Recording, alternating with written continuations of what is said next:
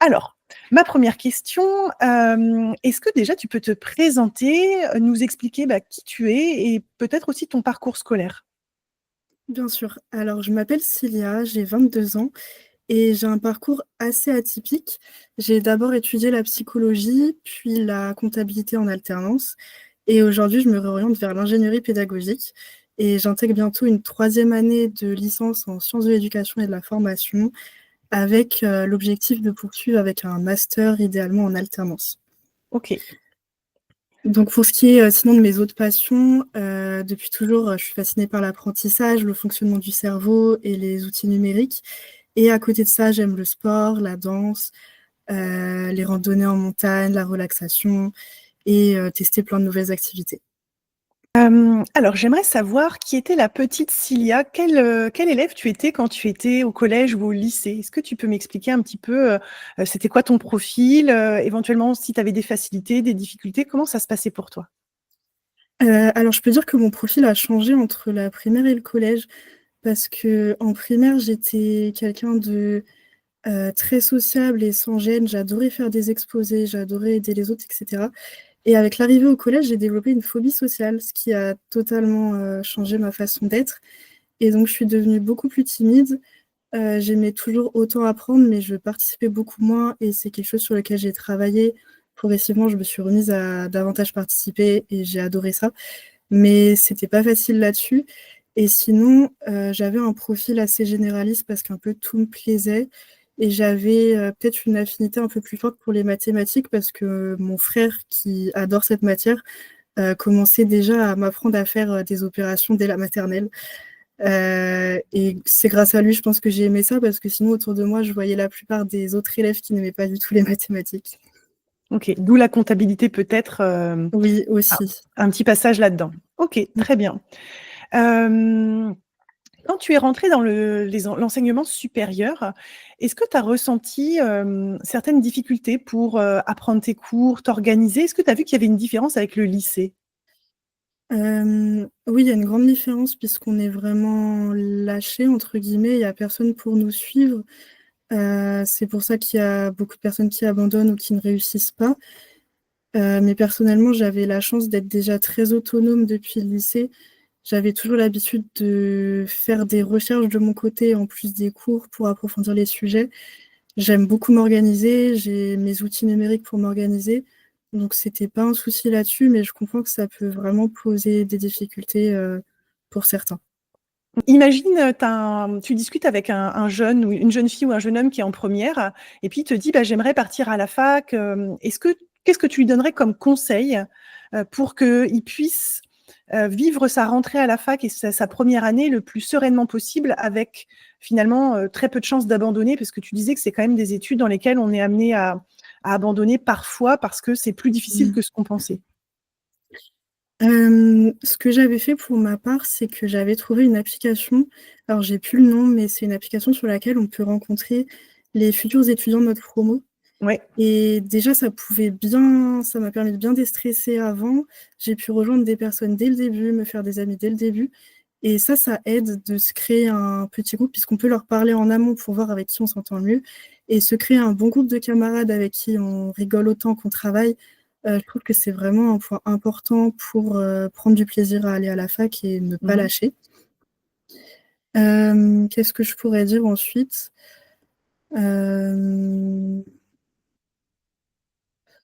j'ai pas d'autre chose qui me vient comme ça, mais sinon j'ai des applications qui peuvent aider à mémoriser plus facilement pour, améliorer ses notes, potentiellement. Ouais. Qu'est-ce que tu utilises comme application, toi?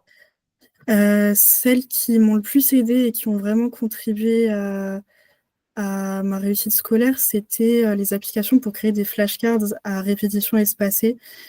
Donc il y en a des très connus, il y a Quizlet, il y a Anki et moi j'utilisais StudySmarter parce que, le visuel est un peu plus attrayant qu'Anki, qui est un peu, vieillot parfois, même s'il y a plus de fonctionnalités. Mais après on a toutes les fonctionnalités de Quizlet, mais sur la version gratuite et donc je préférais ça. En fait, il suffit de mettre un terme, au recto et au verso la définition ou, par exemple un événement et au verso la date et ça permet vraiment d'ancrer les informations en mémoire et petit à petit de pouvoir les retrouver de plus en plus rapidement et facilement. Et avec la méthode des répétitions espacées, ça calcule automatiquement à quel moment on doit les réviser avant de les oublier. Et donc ça rend vraiment les révisions, très efficaces et on peut le faire, partout sur l'ordinateur ou sur le téléphone. OK, hyper intéressant et tu expliquais que ça avait été important pour toi de t'entourer de personnes quand tu étais arrivée à la fac. Qu'est-ce que ça change, d'avoir du monde et surtout comment tu as choisi les personnes avec qui tu as passé peut-être le plus de temps?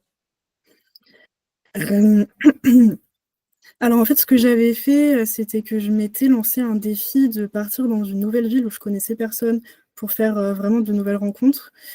C'était un défi par rapport à ma phobie sociale et ça s'est super bien passé puisque j'ai eu de la chance de rencontrer, des personnes que j'ai gardées, toute l'année. Donc les personnes que j'ai rencontrées dès la pré-rentrée, elles ont pas été dans la même classe que moi, mais on se revoyait une fois par semaine et sinon, dans ma classe, on a un petit groupe d'amis qui s'est formé et petit à petit, j'ai vu qu'on se correspondait pas trop et j'avais repéré d'autres personnes, qui avaient l'air, de de me ressembler un peu plus et donc je me suis progressivement rapprochée d'elles et en fait, je pense que j'ai un bon instinct pour, voir, qui me correspond ou pas parce que ça a super bien matché et pour moi, ça a changé tout d'être bien entourée, de partager des centres d'intérêt avec les autres, hem, de pouvoir travailler ensemble. C'est vraiment, à la fois pour le bien-être et à la fois pour la motivation à travailler, c'est super important. OK, je suis totalement d'accord. J'aimerais te poser une question, qu'est-ce que tu as trouvé le plus difficile, dans tes études? Alors ça peut être au lycée, mais je pense qu'au lycée, c'est quand même moins difficile en général que dans les études supérieures. Qu'est-ce qui pour toi a été vraiment le plus challengeant? Bonne question.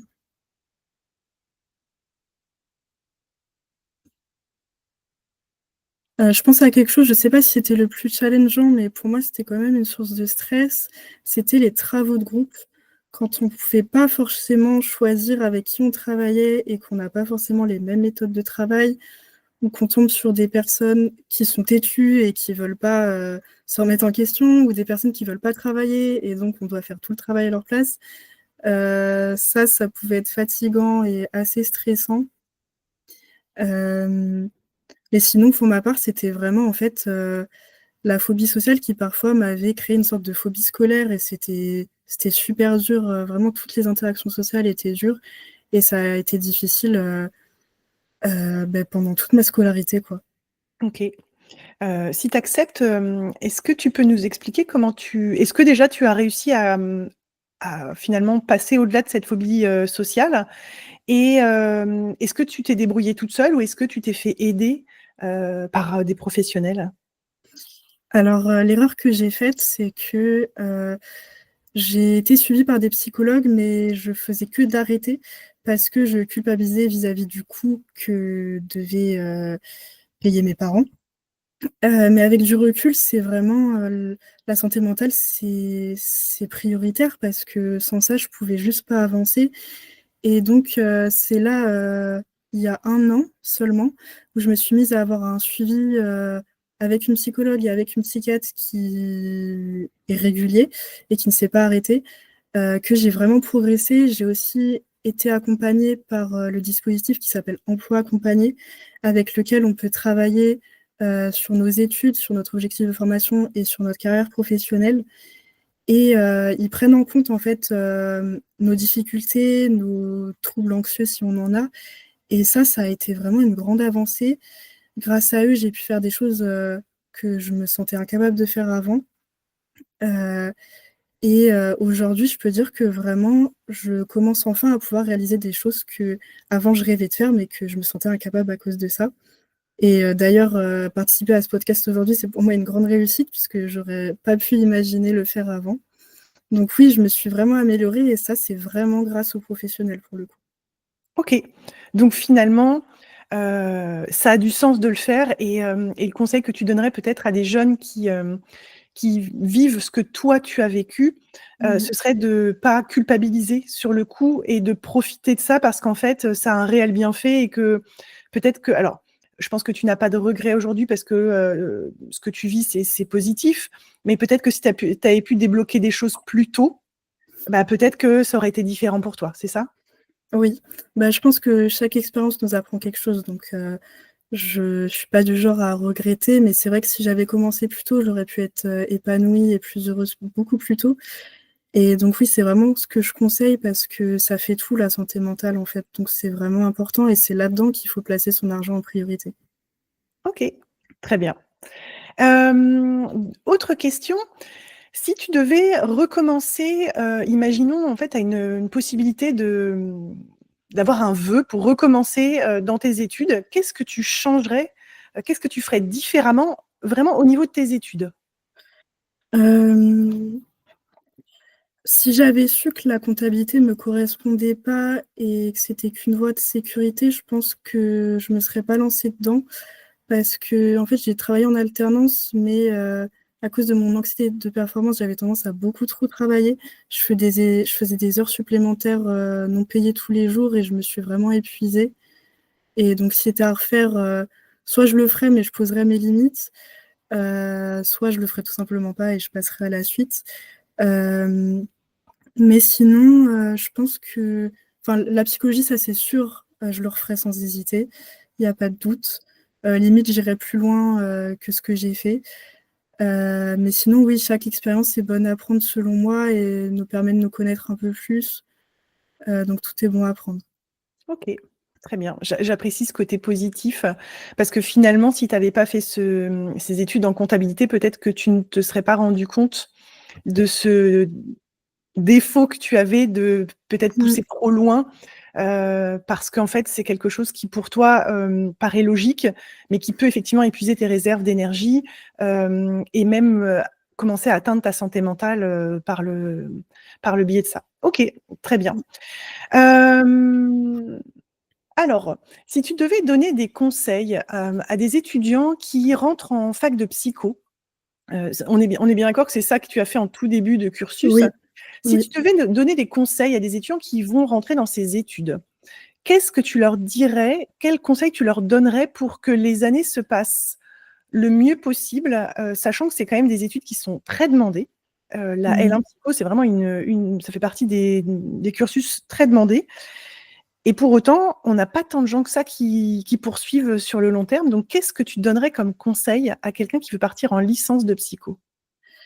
Alors je l'avais pas fait, mais du coup, j'ai pu le faire là pour l'ingénierie pédagogique et je pense que le meilleur conseil, c'est de trouver des professionnels qui font les métiers qui nous attirent et d'échanger avec eux.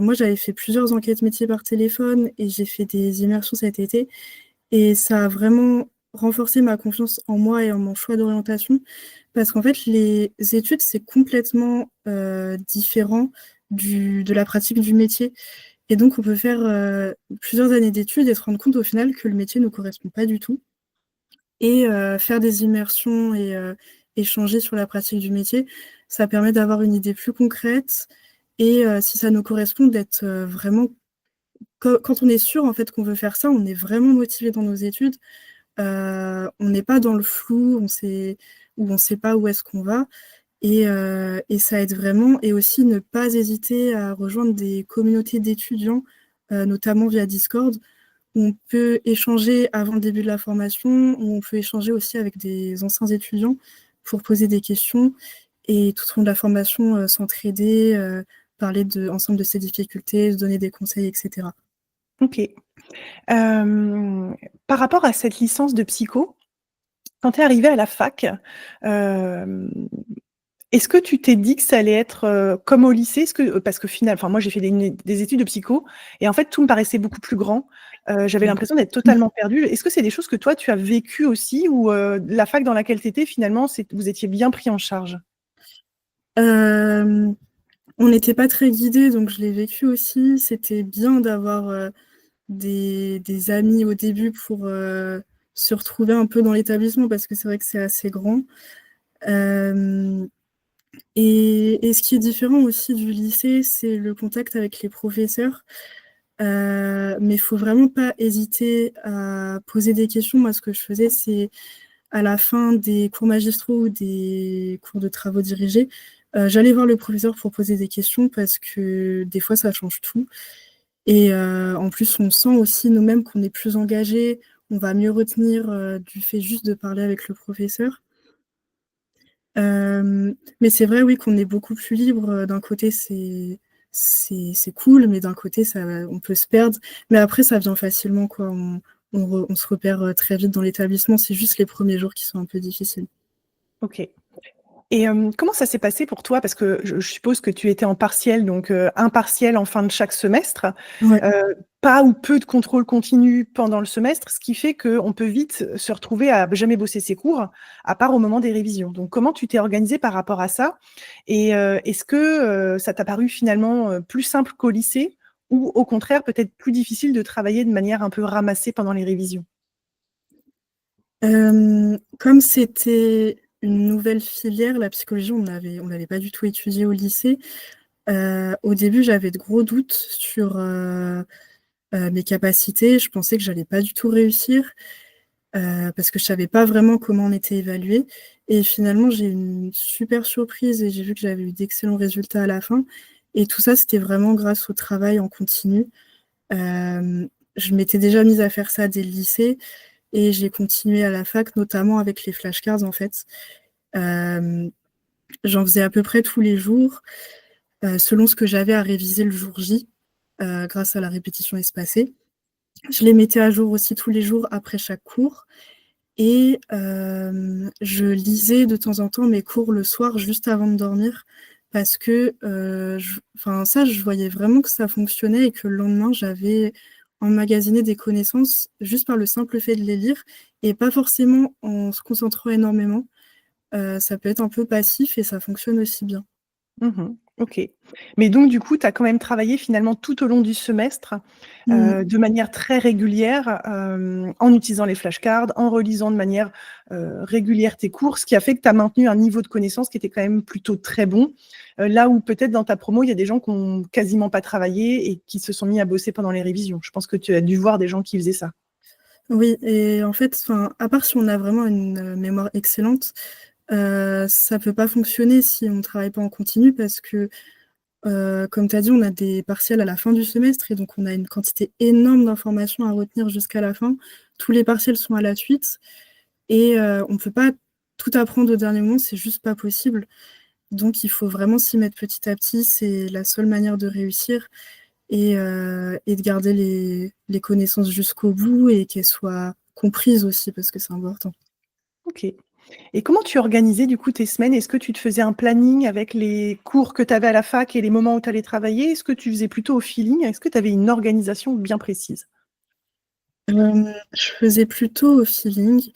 Dès que j'avais des moments de pause, j'allais à la BU, pour, du coup revoir mes prises de notes, les remettre en page et faire mes flashcards. Le soir, je révisais mes flashcards et juste avant de dormir, je révisais mes cours. S'il y avait un moment où, parce que ça arrive de faire des petites soirées étudiantes ou des soirées chez des amis, où je loupais, c'était pas grave du tout. J'avais pas de planning à la minute près, avec des créneaux, je faisais un peu comme je pouvais. OK. Et de manière, voilà, si tu devais faire une moyenne, tu travaillais environ combien d'heures par jour quand tu étais en licence? Heu, je pense que je saurais pas le dire parce que j'ai vraiment pas compté. Je sais qu'on dit, qu'on a à peu près 20 heures de travail à la fac par semaine et qu'il faut faire 20 heures de travail personnel, et je pense que je faisais ça, à peu près. OK. Ouais, donc et tu travaillais le week-end ou tu travaillais uniquement du lundi au vendredi? Le week-end aussi, mais juste encore une fois les flashcards et la relecture des cours et les devoirs. OK, très bien. OK, hyper intéressant. Donc tu as été quand même finalement une bosseuse. Enfin, moi je Mmh. faisais partie de j sur ma licence 1, j'ai fait les erreurs, toutes bêtes de ne jamais travailler, de réviser, au moment des partiels. Je me souviens, on avait 17 matières évaluées en 2 semaines. et j'avais prévu de tout réviser en dernière minute. Ça a été une catastrophe, hein. Donc c'est très bien ce que tu as fait parce que moi, j'ai juste expérimenté l'inverse et c'était absolument pas du tout la bonne technique, à mettre en place. Voilà, donc j'ai rattrapé par derrière, mais effectivement, c'est extrêmement risqué, de se dire qu'on va réviser au moment des révisions, Mmh. 3 semaines avant, quoi. Vu la en Mmh fait, mh. je pense qu'on n'imagine pas la quantité de connaissances et tu as mis le doigt sur quelque chose que je trouve intéressant, c'est qu'on n'est pas évalué de la même manière quand on arrive à la fac par rapport à comment on était évalué au lycée et savoir comment on est évalué, finalement ça est-ce que ça t'a permis d'adapter ta manière d'apprendre tes cours? Oui, parce qu'après ça dépend des facs. Moi, j'étais à l'université d'Angers, mais on n'avait pas du tout, en tout cas en L1 et L2, de rédaction, d'analyse de documents. C'était quasiment que des QCM et des réponses courtes et du coup, bah, il me suffisait de faire les flashcards et pour bien retenir, mais je pense que j'aurais travaillé autrement et je me serais vraiment exercée à des cas pratiques si, par contre, on avait eu des analyses et des réactions poussées. OK, très intéressant, super. Hem, donc toi, tu habites loin de l'endroit où tu es partie faire tes études puisque tu nous disais que c'était un challenge que tu t'étais posé. Comment, tes parents ont vécu la chose et est-ce que sur les premières années de ta fac, ils t'ont aidé et comment ils t'ont aidé? Alors je suis pas partie si loin en fait, j'habite en Vendée et la fac de mon secteur, c'était Nantes, mais j'ai choisi d'aller à Angers, donc c'est à 45 minutes, 1 heure de plus, c'est pas tant que ça non plus. Hem, Mes parents, donc j'étais la petite dernière, donc c'était pas facile pour eux de me voir partir, surtout que j'ai tellement aimé, mes années de fac, heu, qu'au début je revenais, très souvent, quasiment tous les week-ends, mais après je revenais qu'aux petites vacances scolaires, mais finalement ils ont fini par s'y faire.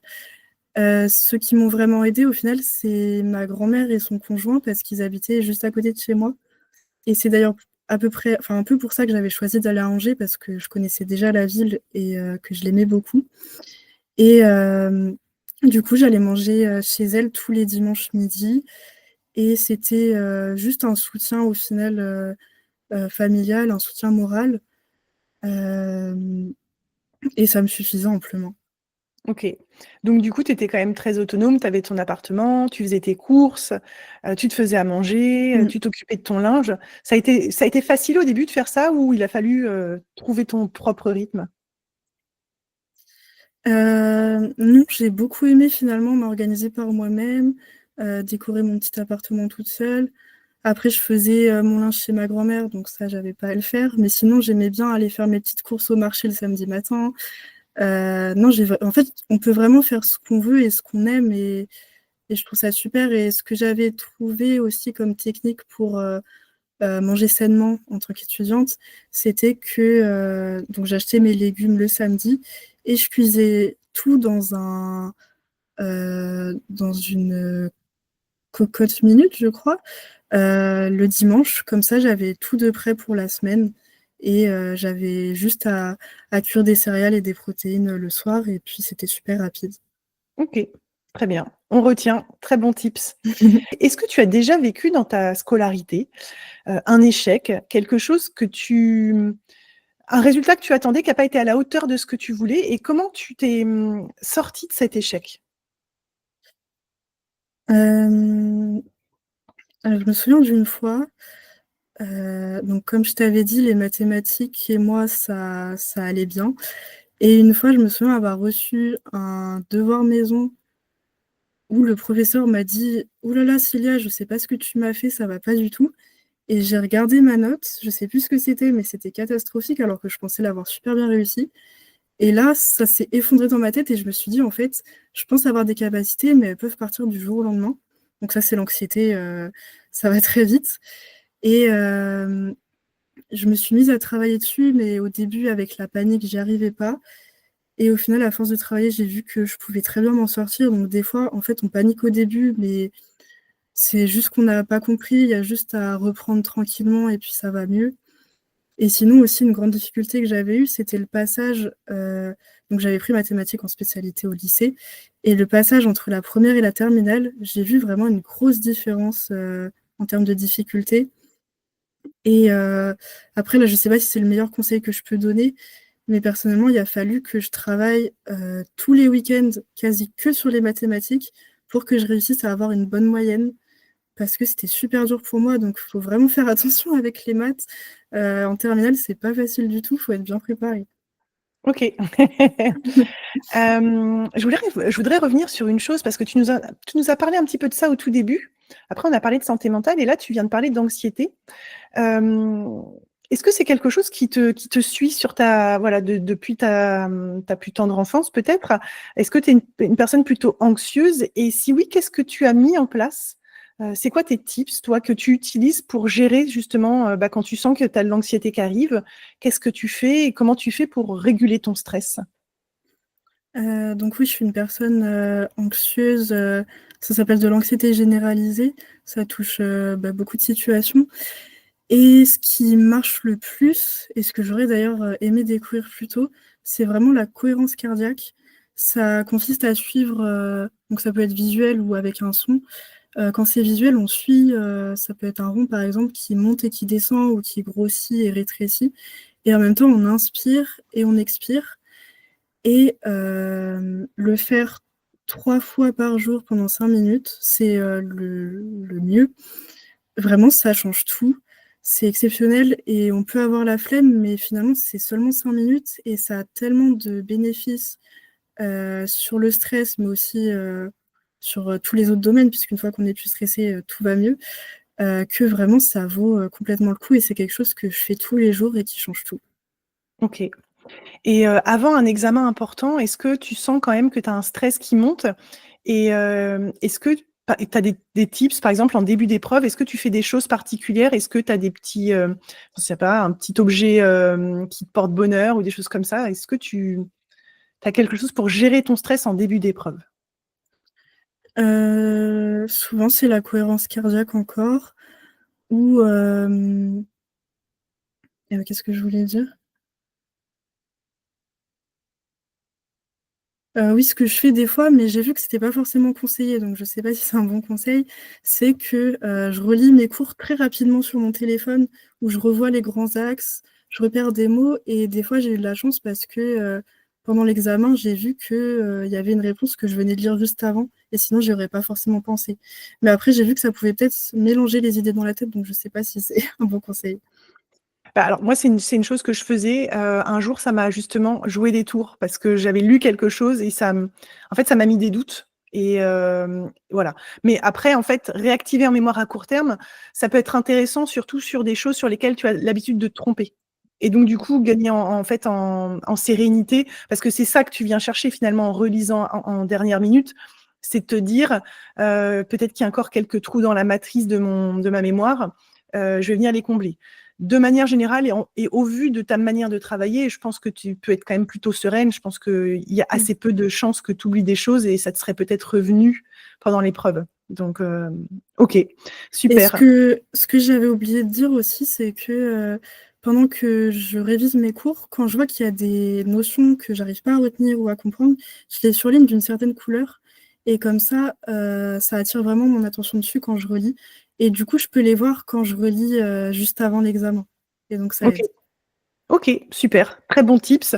Le fait d'utiliser les couleurs, ça doit jamais être esthétique, ça doit toujours avoir une signification parce qu'en fait, le cerveau va associer, c'est ce que tu fais, une couleur à, bah, voilà, si tu surlignes en rose, tu sais que c'est des mots qui sont compliqués, que tu as du mal à apprendre et en fait, à force de repasser dessus, ton cerveau va savoir que ce mot est en rose, et que du coup, il faut vraiment le retenir, ce mot-là. OK, super.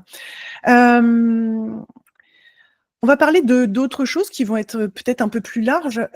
Est-ce que tu as, lu, un livre, des livres ou vu un film qui t'a particulièrement inspiré, et que tu recommanderais? Voilà. Oui, j'ai pu en lire un, je crois, il y a 1 an et qui est devenu d'ailleurs mon livre préféré. Ça s'appelle «Demain est un autre jour». J'ai plus le nom de l'auteur ou de l'autrice. Hem, mais pour, résumer rapidement, l'intrigue, en fait, c'est une femme dont la mère, décède et pour toucher son héritage, elle doit réaliser tous ses rêves d'enfant, qu'elle avait écrits sur un papier et que la mère a retrouvés Et au début, elle trouve ça bête, mais finalement, en fait, elle se retrouve elle-même et elle se rend compte que la plupart des choses qu'elle rêvait enfant, elle les a laissées de côté pour avoir un côté plus sérieux, plus sécuritaire. Et sauf qu'en fait, ça change tout et ça la rend bien plus heureuse et bien plus épanouie. Et j'ai trouvé ça super et j'ai commencé à réfléchir à nouveau à qu'est-ce que je rêvais en tant qu'enfant. J'ai pas encore retrouvé, donc il faudra que je fouille un peu dans mes souvenirs. Mais ça m'a vraiment parlé, oui. Moi, j'ai vu le film qui est sur Netflix, qui est un très joli film, et effectivement, ça fait réfléchir au fait que, la vie nous amène souvent à choisir des chemins sécuritaires, Mmh. au risque de pas être heureux. Parce qu'en fait, on oublie ce qui nous faisait vibrer et on n'ose pas et c'est vrai qu'en plus, on a un peu, cette société qui est très jugeante finalement, alors qu'en fait, faire ce qui nous fait vibrer et ce sur quoi on est aligné, c'est ce qui va donner du sens à la vie donc OK et ben, écoute, je lirai le livre. En tout cas, le film était génial, enfin moi j'ai vraiment adoré. Mais je l'ai pas encore vu, mais je compte le regarder aussi. Et bah, enfin vraiment, moi je ça en plus l'actrice est chouette, c'est mignonné. Voilà, c'est pas Mmh. le film de l'année, mais l'histoire derrière est jolie et j'irai lire le bouquin, j'irai découvrir ça. OK et je mettrai dans les notes de l'épisode la référence du bouquin, comme ça s'il y a des personnes qui veulent le lire, ils pourront, tout à fait aller, l'acheter. Super.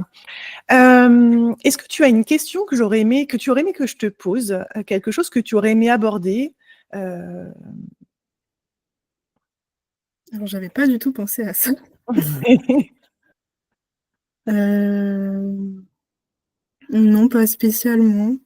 OK. Mais si jamais il y a des étudiants qui ont des questions à me poser, pas hésiter à me contacter soit sur mon LinkedIn, soit par mail, soit sur Instagram, si tu Je pourras me le mettre en description aussi. Ouais, je mettrai tes coordonnées, ton nom en description comme ça, s'il y a des personnes qui veulent te poser des questions.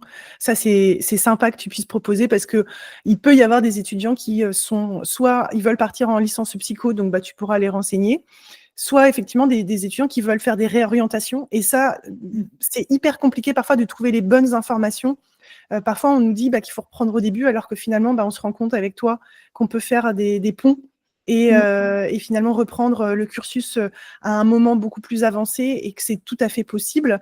Je retiens un conseil que je trouve très puissant, c'est de rencontrer des professionnels, parce que souvent on nous fait faire des stages en troisième ou en seconde et sont parfois des stages qui sont pas très décisifs parce qu'on ne sait pas encore trop ce qu'on veut faire, et pourtant on peut faire des stages, même plus tard, quand on a une idée et de confirmer parce que et ça je suis 100 d'accord avec toi, les études ne ressemblent absolument jamais au métier qu'on va faire. Je ne sais pas pourquoi. Parce que finalement, ce serait quand même bien pratique, de se rendre Mmh. compte avant de partir dans un métier et de se dire: «Bah, en fait, non, ça ne me plaît pas». Mais c'est vrai qu'on est beaucoup en fait, dans les études, c'est quand même très, très théorique. À part quand on fait de l'apprentissage, j'ai vu que tu allais faire ça l'année prochaine et que tu cherchais justement un apprentissage en ingénierie pédagogique. Mais du coup, si on n'est pas en apprentissage, ça reste quand même très théorique. On va peut-être avoir quelques périodes de stage, mais si, on fait pas de stage, on se confronte jamais à la réalité du terrain et on risque d'idéaliser un métier, et de se rendre compte qu'en fait, c'est pas du tout ça. Donc, c'est voilà, je retiens ce conseil que je trouve très puissant, et que chaque étudiant devrait effectivement, mettre en pratique. Je sais qu'en licence de psycho, on fait des stages, mais qu'à partir de la troisième année. Mmh. Ce qui est quand même Oui. très tard finalement. On a déjà fait 2 années et donc du coup, parfois, ça arrive un peu tard pour certains étudiants. Donc pas hésiter à faire des demandes. On peut avoir des conventions de stage en général dans les Mmh. universités, dans les établissements d'enseignement, et ça change tout et même pour la motivation, je pense que enfin, tu vas me dire ce que tu en penses, mais depuis que tu t'es confronté à la réalité du terrain, est-ce que tu te sens pas encore plus motivé pour réussir tes études? Ah complètement. Ouais, voilà et ça, en fait, c'est vraiment essentiel parce que parfois on a des étudiants qui perdent un peu de vue, l'objectif. Pourquoi je fais ces études? Bah, en fait, faire un stage, ça peut raviver un petit peu cet objectif et redonner un boost pour continuer à travailler parce que, bah, oui, parfois il y a des matières qui sont complètement décorrélées de la réalité du terrain. Mais en fait, quand on sait qu'à la clé, si on travaille cette matière, ah bah, on pourra valider son diplôme et on pourra devenir ingénieur pédagogique, psychologue, peu importe. Ça vaut le coup, en fait, de prendre un peu de temps pour faire des stages et découvrir ça. OK. Mmh. En tout cas, merci beaucoup pour, tous tes conseils, pour ta douceur. Je découvre une jeune fille, j'adore tes posts sur LinkedIn. Je recommande vraiment, Merci beaucoup. aux personnes qui ne te connaissent pas d'aller lire tes posts que je trouve toujours très intéressants. Et je te souhaite bonne continuation dans tes études. Merci Voilà. beaucoup. Beh, merci pour cette opportunité, ça m'a fait vraiment plaisir de participer et bonne continuation à toi aussi. Merci beaucoup. Bye. Au revoir.